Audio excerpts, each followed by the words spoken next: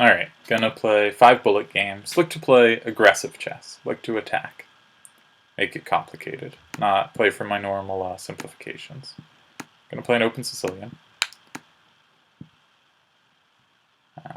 Definitely gonna start pushing my kingside pawns. Curious attack. Bishop h3, look to sack on e6. Yep, we can go for it. We'll grab g7. This has gone very excitingly for a game I intended to play excitingly. Do I want to repeat? Yes, because knight e6 and queen h5 is checkmate. Great start. Alright, 1 for 1. Attacking chess coming through. The sack on e6 is usually just very strong. Alright. We're going to play a reverse Grand Prix. Give my bishop an escape square on a7. And then I'm going to play queen e8, try to come to h5. Alright, we have to defend the pawn. How to do so? Maybe queen f7. I gotta be careful here, because they often threaten knight f6 and bishop d5.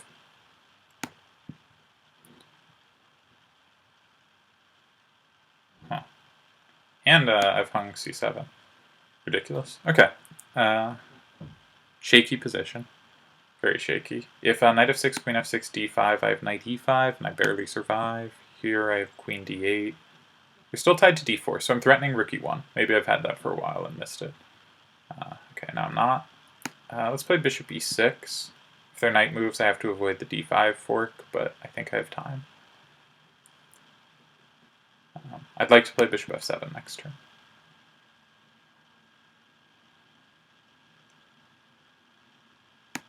Let's just try to trade things.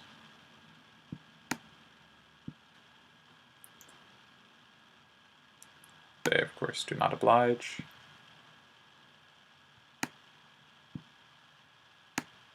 Okay, maybe bishop b6 to solidify my structure, but now they chase. That was a bad move to have committed to. Alright, gonna keep trying to trade stuff. We're losing b7. That's a serious problem. Okay. Now my bishop's entombed forever, so this is very bad. Alright. This doesn't help because they take on c7. They should have taken on c7.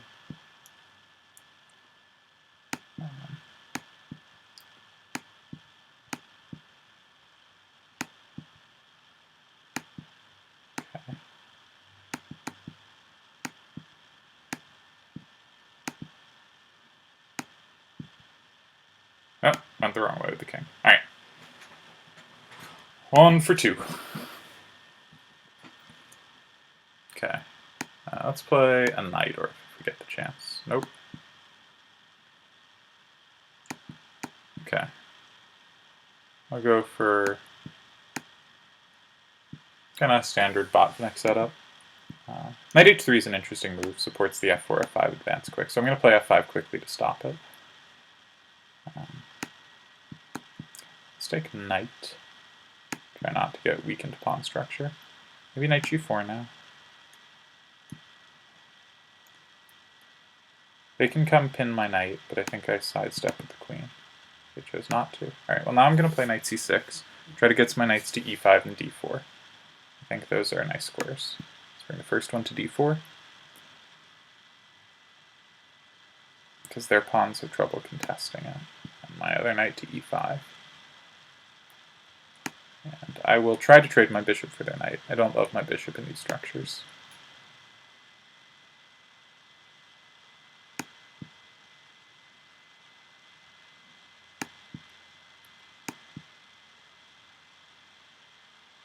If we trade a pair of knights, actually, this is often quite nice for me. No, I just surrendered e6. Alright, this is now quite dire. Gotta be very careful.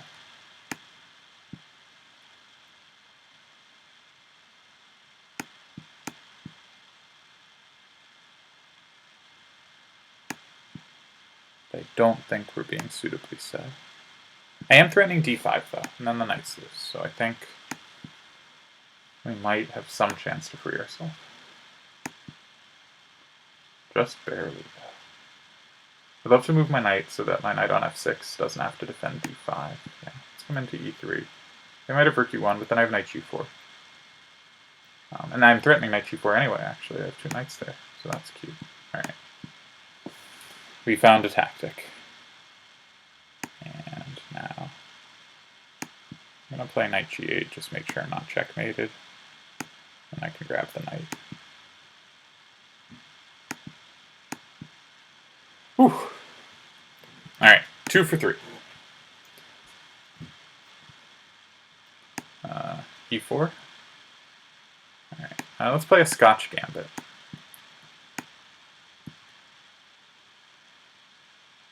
c3, if they take, I have bishop f7, followed by queen d5 check, picking up the c5 bishop.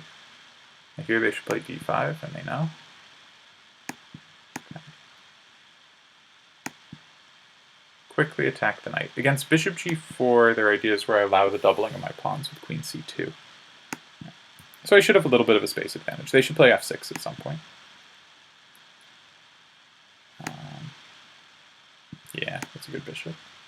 I'd like to play rook b1.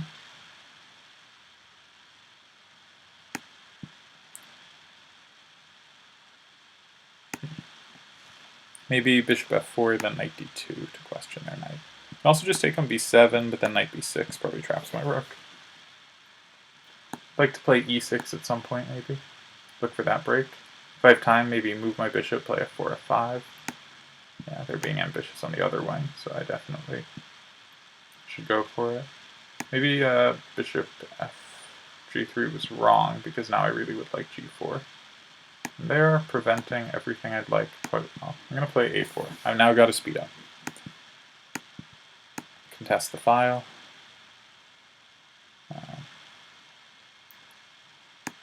Don't see it. Still don't see it. I'd love to trade that. Your king now looks a lot shakier. I don't care about this file so much because now I have the king side to look at. Let's play queen f4. Might have blundered rook a2. Bishop g5.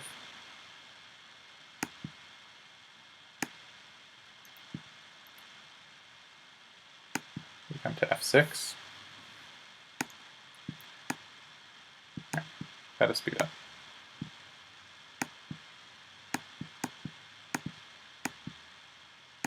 Too slow. Alright, 2 for 4. One more game. Didn't bring it home with the gambit.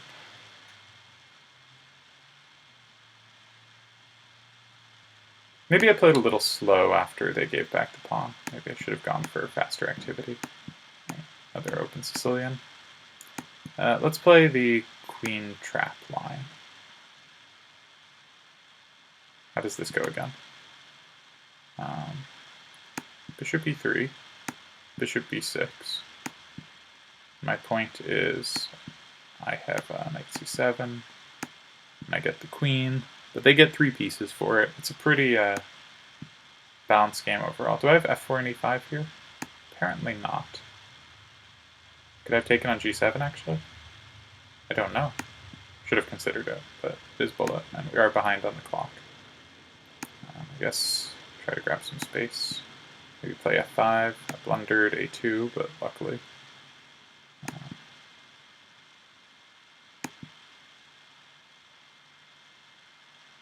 I would like to push f5 at some point. Maybe h4, h5, h6. Yeah, I guess I have to take that. Let's play f5 now. The chance. Oh no, I do not want that move, because that hangs a rook. How do I cancel? I don't know. Luckily, they made a sensible move. Where can my queen go? I guess g2. Okay.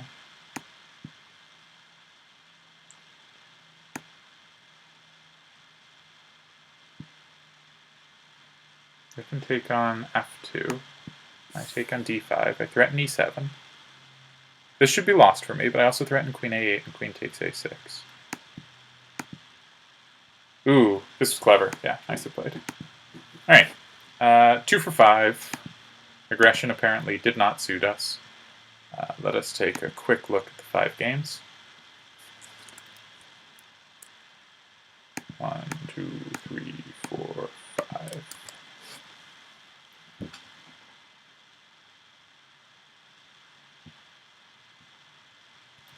So the first game was pretty fun. I liked this one. So black, if black wants to achieve these structures, they often play, instead of playing e6 to get to the Scheveningen, which is this structure is black, this allows g4, which is okay to allow, but a lot of people will play d6 and a6 before e6, so that the bishop and knight are on g4 for longer, to prevent this. And now if they're going to allow g4, they should play a move like h6.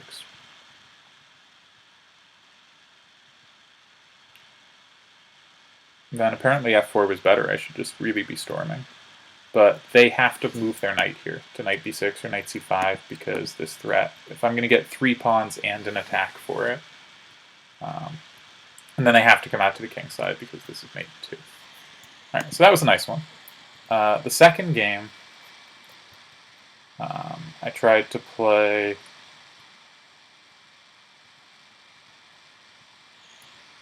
Grand Prix reversed. And I'd really love to get queen e8 to h5, but I never really had time for it. White played knight d5, and suddenly my queen here, I was too tied to c7. So yeah, I should have taken on d5, and then they can take bishop or pawn. If they take pawn, my c7 pawn's weak, but I guess I don't have to be too worried. I'm not sure where I move the knight to. Let's say here. Probably can play bishop b6 at some point and hold on.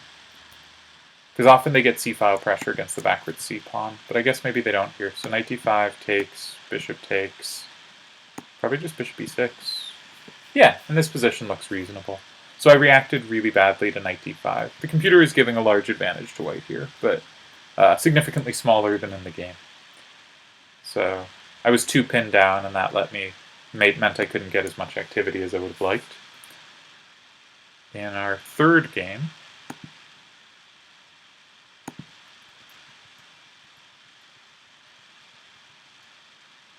I shouldn't play f5 here, because if f takes, and if knight takes, they have bishop g5, and they're coming in with knight d5, and they already have a decent initiative. So instead, the computer wants me to castle, and if white goes for it with f5, it thinks I can take. These can be very tricky to defend. White often plays bishop g5 and knight d5. So maybe I should find a different way to meet this opening, or maybe I should just say, I will defend this position. Knight d5 is coming, but here I have f6. And usually f6 stabilizes. And if knight d5 first, maybe I just play f6 anyway. Or no, I can take this way, yeah. Okay, so that looks reasonable. So I was in too big a hurry to play f5 to stop their f5. I have a significant number of defenders. Alright. Game 4. I played a Scotch Gambit. Knight f6 and d5 are very good ways for black to play. Yeah, normally people go bishop b6, get a little more pressure on d4.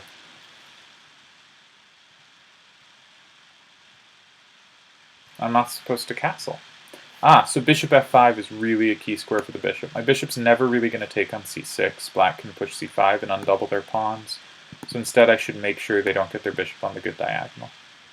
And if they go to g4, I suspect I can play like queen c2 or h3.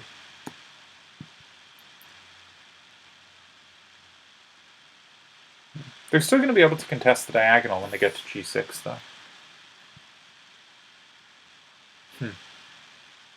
Anyways, the structure should give white a space advantage in a pleasant position. I've never found them simple to play because it's hard to find a plan. Like, what is the weakness or pawn break I'm playing against? If I play rook b1, as in the game, they might play knight a5, they might play b6. Either one defends b7. I usually don't have e6 breaks, and often black will play f6 and trade that pawn off anyway. It's not obvious where my targets are, so it's never been obvious to me how to play these positions. So like the computer's giving a nice advantage here. And white's certainly better, but planning is difficult. And in our final game, I went for the queen win line, which I think is the 3 pieces are very good. So knight f6, and I do have to retreat the queen. If queen g7, I guess just rook g8, and they're going to chase me. Right, queen g7, rook g8, queen h6. They still have to save both the hanging things. Rook g6, queen h4, rook g4. Yeah. And they pick up f4. Yeah. So instead, I retreated the queen. They retreated the bishop. And now a quick e5 would have been good. Interesting. So knight d5. I don't quite have f5 yet, do I? Okay, bishop e4 can continue inconveniencing their knight. Once d6. I guess black doesn't mind me picking up a pawn if it opens up lines, because they have the 3 pieces, but they're a little cramped. So it makes sense that it's recommending d6. I'm not really sure how white's supposed to play this line. I just think material inequalities like this, where I get the queen for 3 pieces, are such a, curiosity of chess, and you don't get them very much. It's why for a long time I played this line against the Perk. Let's go back to the start with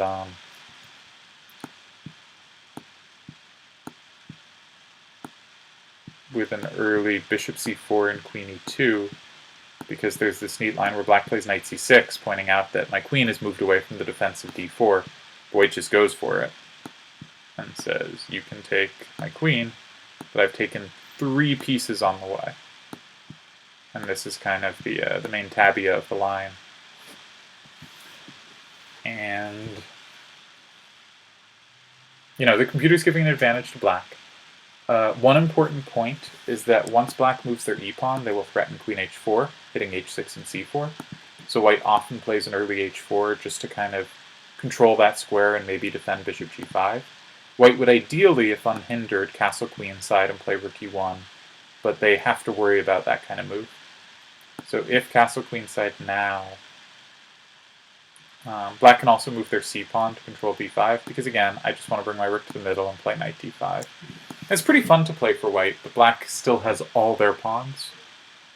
So the computer likes black, but it's also one of those things where as soon as black makes any mistake, white gets a very nice position.